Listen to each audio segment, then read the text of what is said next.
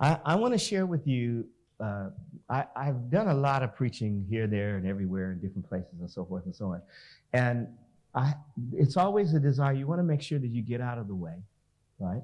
But at the same time, you want to always hear from God. You want to have the sense that you're getting something. And I find that often when God has given me something for our fellowship, he's not just giving it for us, but he's giving it for a lot of. By the way, can I move around a little bit? Is that okay? I don't have to be stuck. How far can I go? Can I go this far? About here, right? Okay. Because I have a tendency to forget, right? When I'm at home, I tend to relax too much, and then I have too much fun. By the way, when I became a pastor, I realized something. I thought, if I don't like going to church, why should anybody else like it? So I decided I'm going to have some fun. I'm going to enjoy it. And I do. And I like being there. I like being with you already. I'm enjoying myself. I hope you don't mind. I'm going to relax. If I say something in American, forgive me. I will try to translate as much as possible. Can you switch to the first one? God has been speaking to us about getting ready and understanding the days we're in. Let's go to the next one, yeah? It should be a blank one, yeah? All right. And if not, I'll just go without it, right? The only reason why I do this is so that you can remember, right? You get me? The reason why we put things up and things like that is because we are a visual world now, right? And our kids are raised on Sesame Street these days, right? Quick, fast, in a hurry, and so forth. And so if you see something and you hear something, it registers. And I want you to remember what's been said to you today, right? And so God has been speaking to me about preparing us for the future. You might remember Joseph, and Joseph had, Pharaoh had a dream, and the dream was interpreted. It was a double dream. And the dream basically said that the famine had started. The good years had started. There were going to be 7 good years of grain, and then they were going to be followed by 7 years of severity. And he told the children of Israel, he told his family, look, you need to come with us because it's just starting, right? And it's going to continue. Well, brethren, I want to encourage you, and this is a bit of an introduction. I've actually started a series that I call Preparation for the Last Days. And I don't know how far it's going to go. I think I'm going to do about 20 messages or something like that, right? So I'm going to give you my introduction. I'm going to give you enough tidbits so you can look for yourself. You can check on our website, Christians Action UK. I've got some messages on each one if you're interested and so forth. We're even doing home group things. So I literally have a sermon, and then we have home group notes, and you can literally take somebody through them and things like that, right? But I think all of us would agree that we are now in the last days. Things are difficult. Would you agree that difficult days have approached us? For example, can you just go to the next one, please? I'll see what we've got. If it doesn't work, I'll just kill it, okay? Because I don't need to put that. Economic pressures. Aren't we hearing about that today?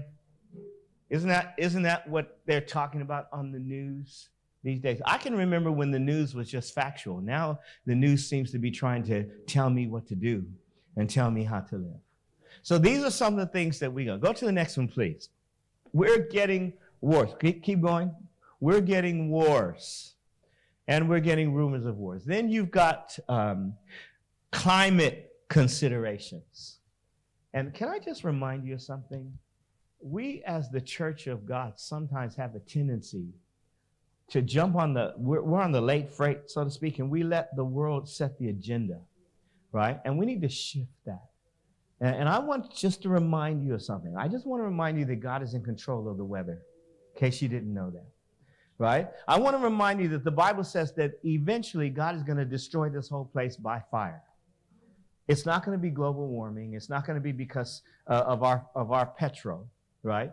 It's going to be because he does it. And I think, to be honest with you, I'm just saying this, right? I know this recording, don't throw it to everybody, okay?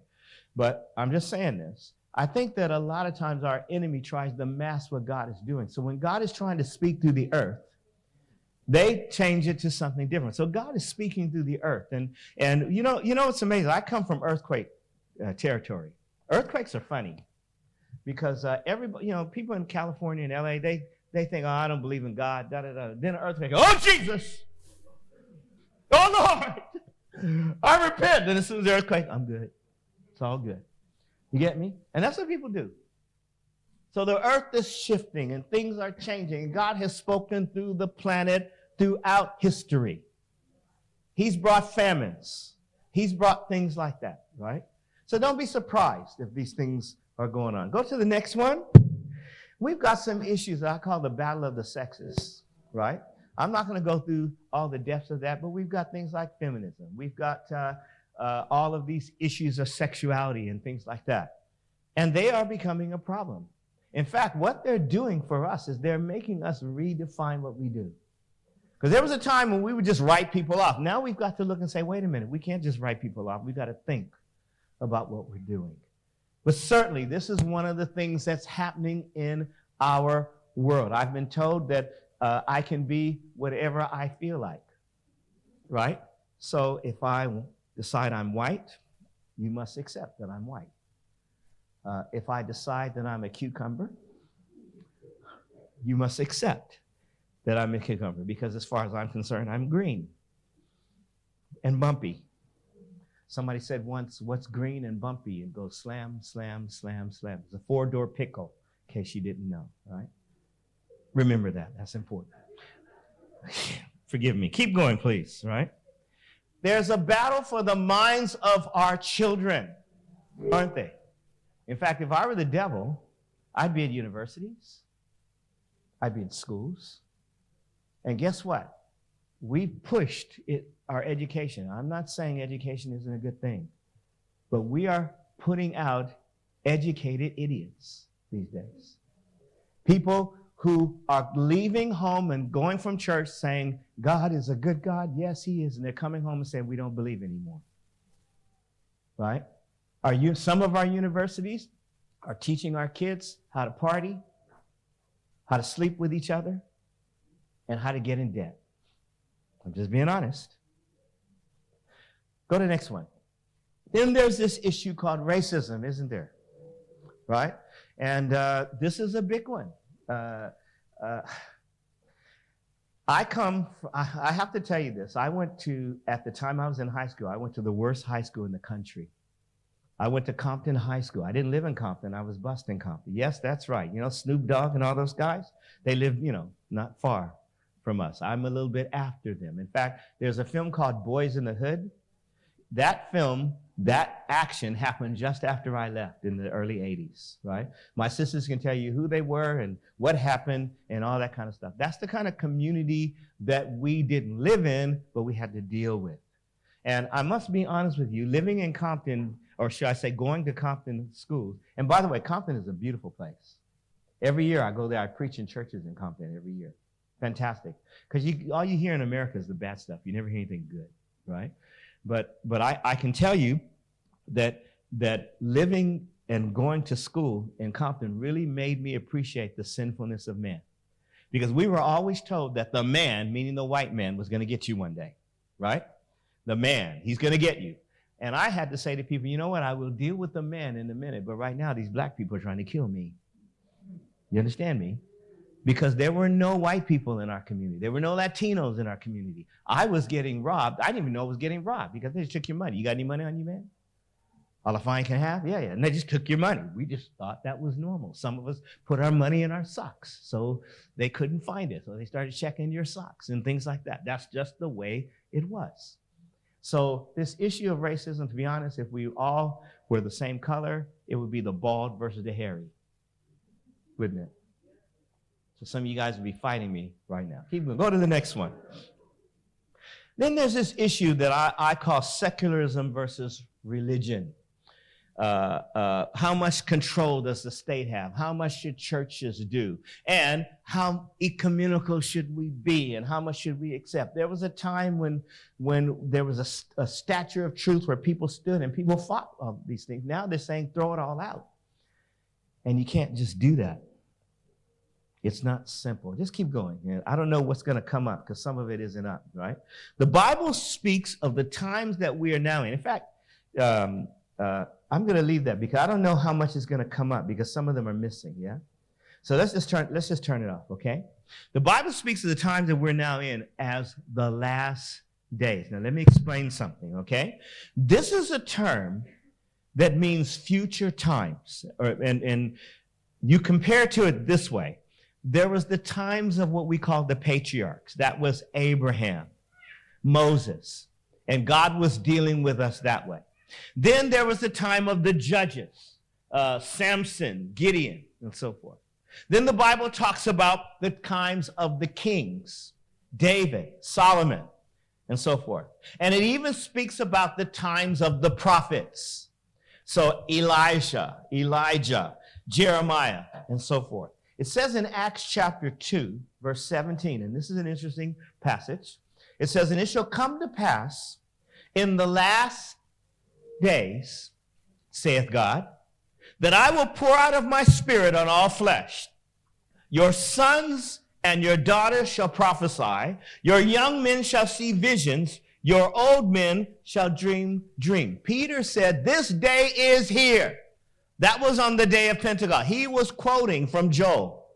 So Peter was saying that the last days are here. Then Hebrews chapter 1 and verse 1 and 2, the very first two verses in Hebrews, it says, "God, who at various times and in various ways spoke in time past to the fathers by the prophets," so that's what I just said, right? The prophets and the kings, "has in these last days," verse 2, "spoken to us by his Son, whom he has appointed heir of all things, through whom he also made the world." So this last days, when we are really talking about the last days, we're talking about the times of the Messiah, the times when God speaks through Jesus.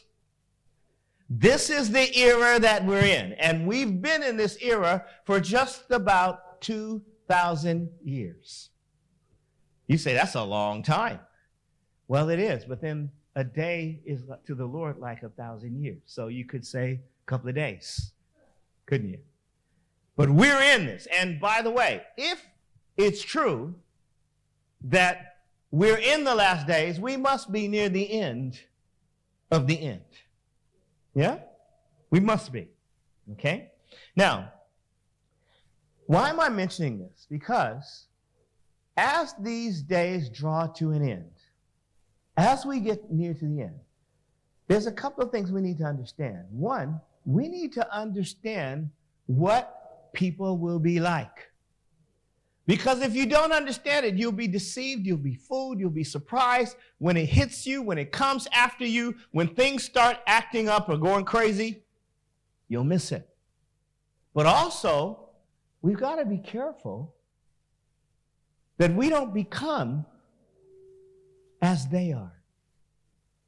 One of the problems that the children of Israel came under continuously is that they continuously ended up fellowshipping with people that they shouldn't have, and it turned them away from God to other gods, and then they ended up messed up. So if you don't know, you can get fooled. Now I want to go to 2 Timothy, right? I'll be there in just a second. Paul wrote this letter to Timothy, and when he wrote this letter, he said, look, man, you need to be, he was a young man pastoring a church. He said, you got to be faithful, you got to be diligent, you got to be hardworking, and you need to understand where you are. You need to understand the times that you're in. And so we need to do the same. Now, what I'm planning to do, I've been going through this in great detail. I've been looking at a whole bunch of things, and I can't do that today. Okay? But there's a bunch of things that we're going to, I want to look at today. And at some point, I want to consider false teachers. I want to consider scoffers. I want to consider deceiving spirits. And I want to talk about doctrines taught by demons. These are the things that I want to deal with, because this is what we're facing. This is what we're dealing with. Deceiving spirits, doctrines taught by demons, false teachers, and so forth. Okay? So, In Paul's letter to Timothy, in chapter 2 Timothy, he talks about, listen to this now, 19 characteristics of people in the last days. I'm going to show you what they are, okay? I'm going to show you what they are. I literally am going through each one of them and looking at them. Okay, we don't have time for that, but I want to show you what they are. 2 Timothy chapter 3, verse 1. It says this, but know this, that in the last days, perilous times shall come. And then listen to what it says. 4, men will be lovers of themselves. I just want to highlight that one very, very quickly. That's the first one he mentions, and that's the one that everything else hangs on, right? Because the emphasis on me is affecting everyone. I'm going to throw something out at you. If I were to ask you, how important is it to love yourself? What would you say? Don't answer that, okay? Don't throw. But have you heard that before? I've heard somebody say once that love God, love yourself, and love man, right? And things like that. And so we're being told, you must love yourself. You must love. Can I just throw something at you?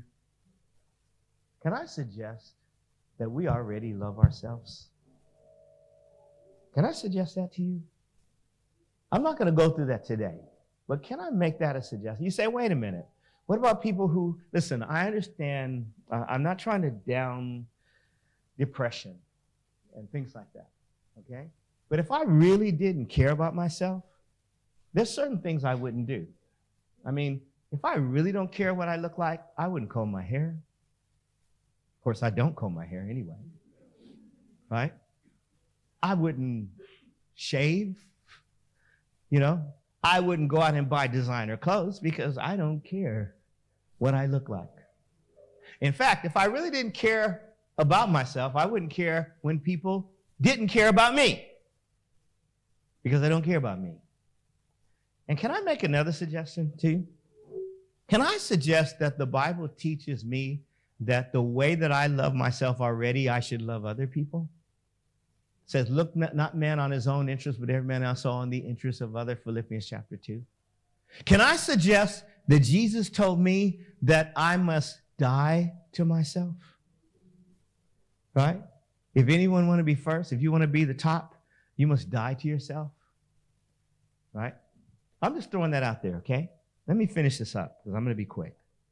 For men will be lovers of themselves, lovers of money, boasters, proud. Have you ever thought of the difference between a boaster and a proud person? Can I just tell you a little bit of that? Boaster, this word boasters in Greek, it literally means somebody who talks like they have something when they don't. Right? Ladies, when that guy drives up in that BMW, check him out a little further because he's probably living with his mom. Yeah? Got no mortgage. You know, if you work at McDonald's and you save your money, you can get a loan and get a BMW. But it doesn't mean that you have much, right? You understand what I'm trying to say? That's what it's talking about. Whereas the proud thinks he's better than you. Or in other words, the boaster is trying to look like he's got something when he realizes he doesn't have anything. The proud actually thinks he's better than you are, regardless of what you've got. And that's the difference. Boasters, proud, blasphemer. Boy, I could do all day. Disobedient to parents. And then here are 4 uns. Unthankful, unholy, unloving, unforgiving. Slanderers, without self-control, brutal, despisers of good, traitors. Have you thought about what these things mean? Headstrong. You know, there's some people, it doesn't matter what you tell them. They're just going to do it anyway. Haughty. Lovers of pleasure rather than lovers of God. Having a form of godliness. Have you noticed that everybody these days thanks God? They're all thanks God. You know, I just thank God for giving me my number one rap tune when I talked about women really badly. And I talked to, and I was swearing like crazy. And I just thank God that he blessed me to get this in me. Yeah. I actually heard that Snoop Dogg was doing a gospel album. Did you hear about that? Snoop Dogg. I really want to find out what's happening with Snoop. Because he's kind of confused. Very interesting. Having a form of godliness. If you ask Beyonce, is she a Christian? She would say, yeah.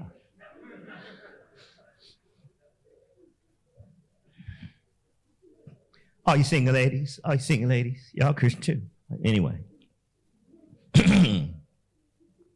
Yes, I do keep up with that stuff barely, thanks to my daughter. Having a form of godliness, but denying its power. And from such people turn away. And then it says something that's really controversial.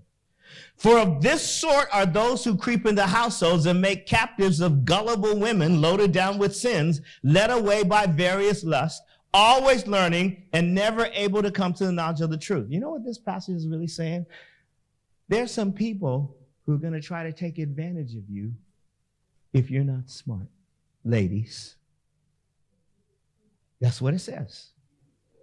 That's what it says. Have any of you ever seen a program called Judge Judy? I can almost guarantee that every single one, there's going to be a lady on there, right? And she's going to be taking a guy to court because she gave him some money and she wants it back. And he's going to go, it's just free, right? And then Judge Judy is going to say, you're an intelligent woman, aren't you? Yes, I am. And he's an idiot, don't you? Yes. And then she's going to go on and tell how he's cheated on her. And she's going to go, we can't do that in court. But she lets it go a little bit, right? Because she wants to eat him for breakfast because of what he's doing. And you have to ask yourself, well, why did you do that? I'm just saying, folks, listen. I know when I do this, I can get in trouble because maybe some of you have been with Judge Judy. I don't know. But the Bible says perilous time. That means difficult time. It's translated times that are hard to bear, troublesome, dangerous times. This word literally means furious times, fierce times, hard to bear. This is the time that we're in. And brethren, I hate to say this, but in a way, it's not going to get worse or better. It's going to get worse. But we get better because where sin abounds, grace abounds much more, right? So this is our time. When our descendants, our parents who were Christians, those people back then, right? They didn't know the scriptures the way we did, but they knew God, a lot of them did. And they were fighting and so forth. I came up during the civil rights movement. I was surprised because I never really thought of any of the stuff that was going on was relevant to me because my parents were actually hiding it all from me. But I noticed something that we never did. For example, we would drive from California to Texas. It would take us 3 days to get there, right? And we would never stop anywhere. We would never stay in a hotel or anything. We'd sleep in the car if we needed to. And I used to think, why don't we ever sleep? Because my parents didn't know if they were going to be welcome where they went. You'll probably notice that you don't see very many African Americans in England traveling, right? You know why that is? Because most of the people in my communities are afraid to go to a country like this because they don't think that there's any black people there. And they think they're going to be treated badly. Do you understand what I mean? And it's no wonder that our folks just don't travel. So these things that we're dealing with, and by the way, we thought that when Obama was elected, now it's going to be changed and things like that. And we've just discovered that we had another president after that, and everything just kind of opened up, and we found out that these issues are bigger than ever. Really? Do you really think that there's going to be a day when people aren't prejudiced or aren't committing adultery or aren't fornicating or aren't lying. I think they call that sin, don't they? And I think that that's going to happen until Jesus comes home. Now, should I just sit down and leave you in misery? No. Why am I telling you this, right? Because I need to tell you that no matter what the situation that we're in, we're promised strength to overcome.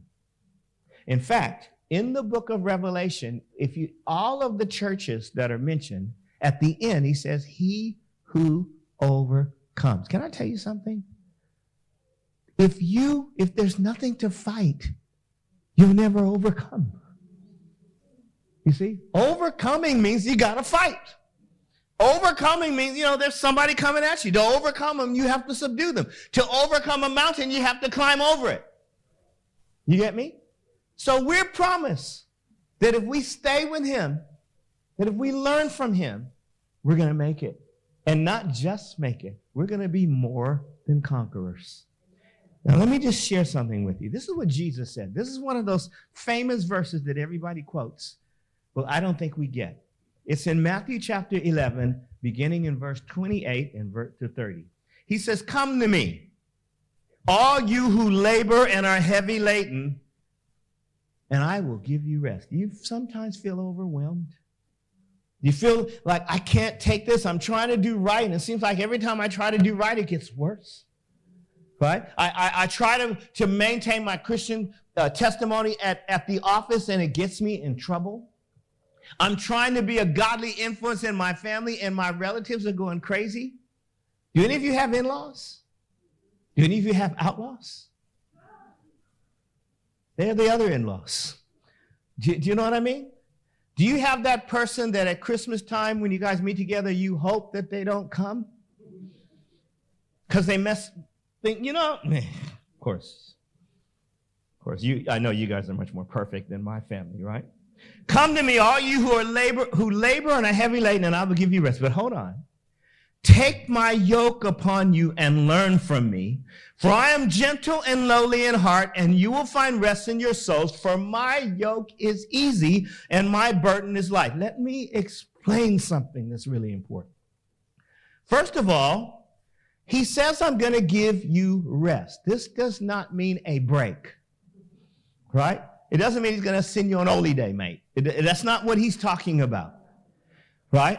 The Bible says that there is a rest for the people of God, and they must labor to enter into that rest. You go, wait a minute. What does that mean? How can you labor to enter to rest? This rest, can I just ask you a question? Okay? We all know that God created the world in 6 days, right? And what did he do on the seventh day? He rested. Can I ask you a question? What do you think that means? Did God go, oh, man, it was so hard, man, speaking this world into existence. I need a break. Is that what God did? Have you ever thought about it? Did God kick back on a couch and go, boy, what are you not looking forward to, God? Monday, got to start creating all over again. Do you think that's what God was doing? No. Does God get tired? Never. So, what did he mean when he said on the seventh day he rested? What does it mean when it says there's a rest for the people of God and we must labor to enter it? Rest means cessation of activity. Or in other words, rest for God meant he stopped. He stopped. He finished everything and stopped. The rest of the people of God is where we learn to stop working. We learn to stop trying to do it ourselves. We enter into a place where we're not troubled anymore. It's not difficult anymore. The rest for the people of God is something I have to learn to enter into. And so Jesus says, come to me and I'm going to give this to you. But then he says this, so you can understand it. He says, take my yoke upon me. And people, we don't know what a yoke is. You know what a yoke is? A yoke is a piece of wood that connects two cows together, two oxen, right? And so the idea is you put these two together, and then they plow together. Now, what we won't know as well is oxen are very interesting. You usually have a seasoned veteran ox, right? And you have a rookie, one that doesn't know what he's doing. And so the veteran one is the one that trains the rookie. The veteran one is the one that takes all the weight. The other one just kind of goes along and takes it easy. You see what I mean? He's saying, take on my yoke because you're going to go with me. And he's saying, learn from me because my methods are not the methods that you're used to. I'm meek. I don't fight. What? What? You know, that kind of thing. You know, in our neighborhood, we were like, We were the neighborhood of bagging on people. Have you ever heard of that? You probably haven't heard that. We would bag on. We're the ones that originated talking about your mama. You know, your mama eat dog biscuits. That was the kind of stuff we would do. I saw your mama in Pick and Say. Worse, you know, you don't go there, right? Oh, what were you doing in there? Ooh, you know, they bag on you. You get me? So we were, that was our community. That was how we fought. That was how we did stuff. And why am I telling you that? I have no idea why I'm telling you that, right?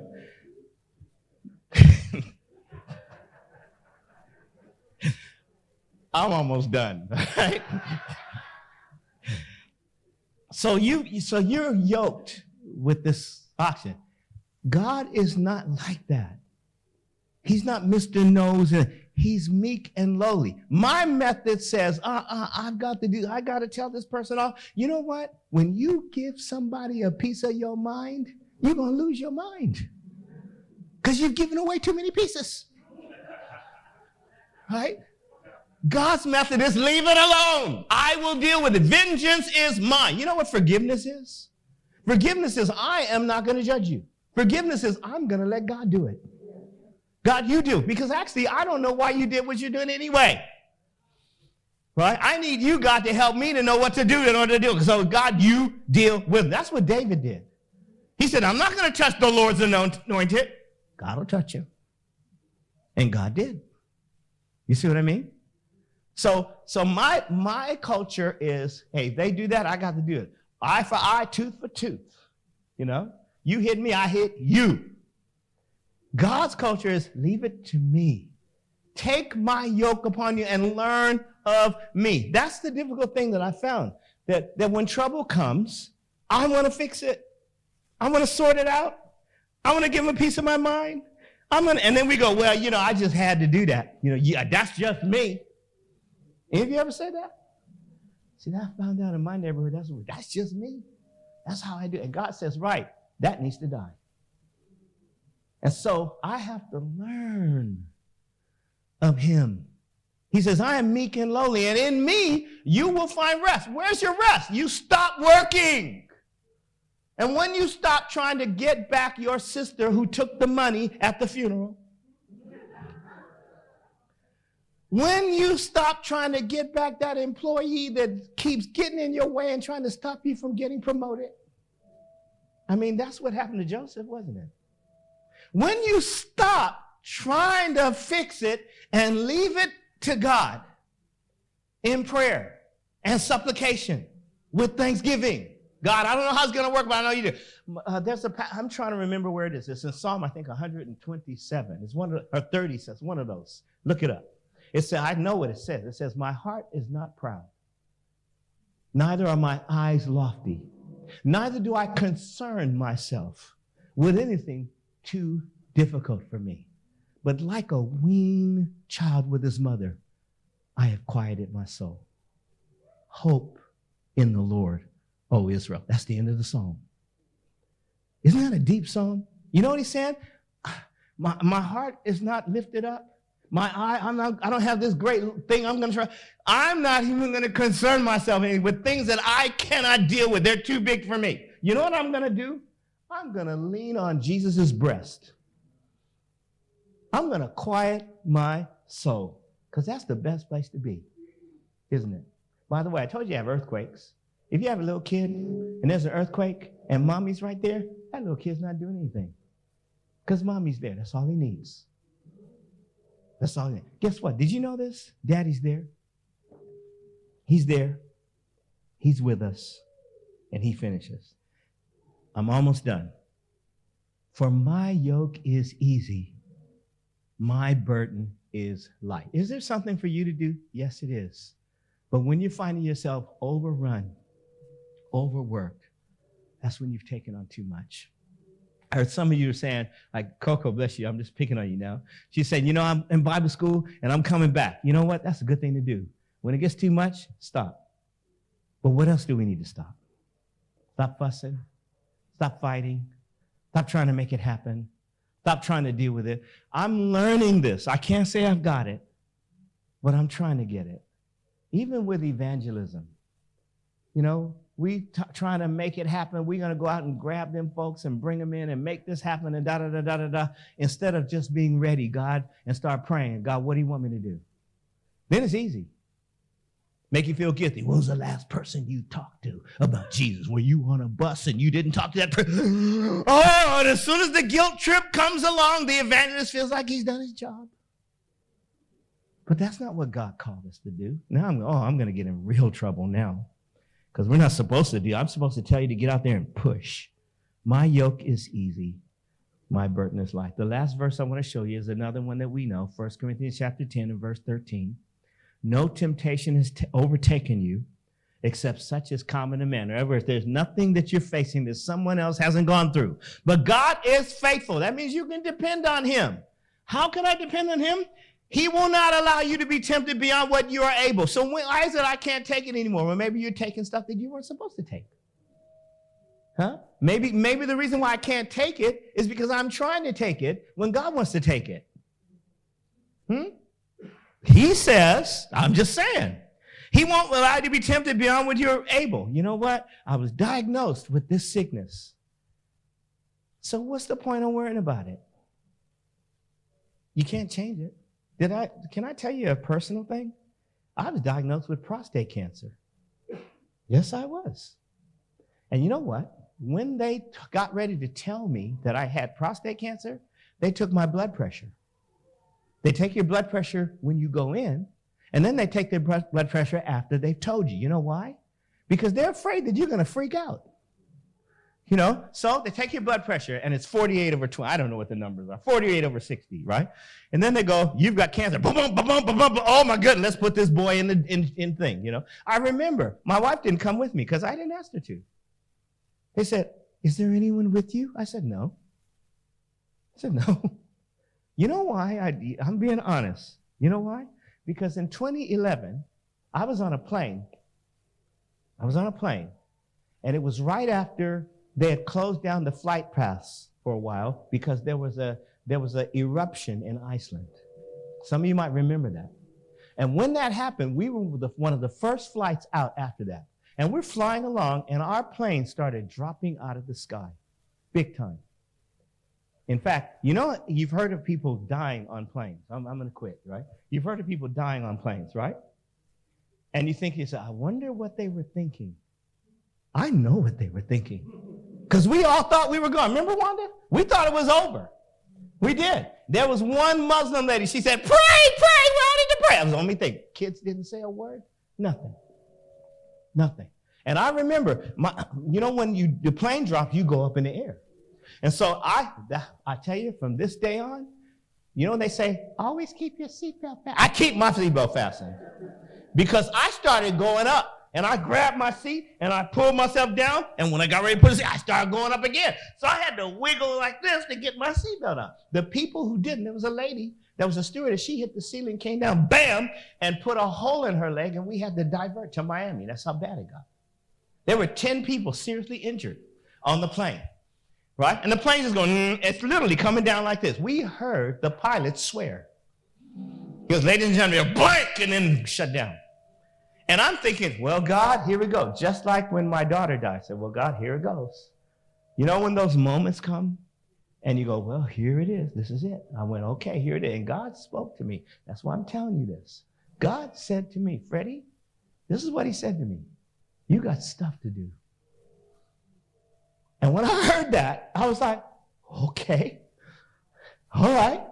And I knew we weren't going to wreck. And sure enough, the plane a little bit after went,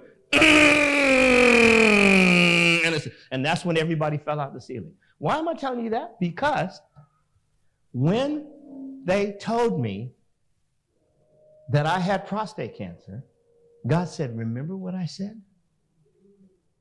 And so I had a choice. I could have sat there, oh God, what am I going to do? Oh, sick. Or I could have said, well, God, you told me I got stuff to do. And so that's what I did. In fact, I also learned something. You know Psalm 91? It talks about he who dwells in the secret place and all that kind of stuff. It says, thou shalt not be afraid for the terrors at night. I found out that when you're afraid of something, when you're worried about something, at nighttime, that's when the fears come. And it was a few times at night when I started hearing, you're going to die. What's going to happen? You're going to die. And I had to say, in the name of Jesus, I rebuke, because I was, you know, you start getting thinking, you start sweating. My wife just asleep, just gone, you know. She didn't know that. I'm like, your heart's, and I went, and Jesus, hold on, stop. And I had to remember what God had said to me. Right? Brethren, what am I trying to tell you? That God is faithful. He will not allow you to be tempted beyond what you are able. With the temptation, he's going to make the way out so you can handle it. God, I don't know how I'm going to get out of this, but you said I can handle it. So I'm giving it to you. I'm going to do everything I should. That doesn't mean you don't go to the doctor. Right? That doesn't mean you don't take any medicine. Some people say, oh, if you don't have faith, you don't take any medicine. I know a lot of people who had a lot of faith and they didn't take their medicine, they're dead. Right? Because faith is only as good as in what God tells you. And if God hasn't told you, you need to do what you're supposed to do. Right? So I'm trying to be wise and trying to be careful. All right? But I'm telling you that God will make a way. So we've got two choices. We can bear it ourselves, and you're still going to get there. Or we can let God do it. Brethren, I'm telling you this. We're in the last days. Don't be troubled. Don't be troubled. Be ready. God is with us. God will get us through every situation, every circumstance. Let's just pray, Lord. Thank you for listening to the message today. We hope it blessed you. And if it did, please like, comment, and subscribe for more videos from Micah. And don't forget to click the notification bell to see when they're uploaded. Thank you for joining us today. We'll see you in the next one.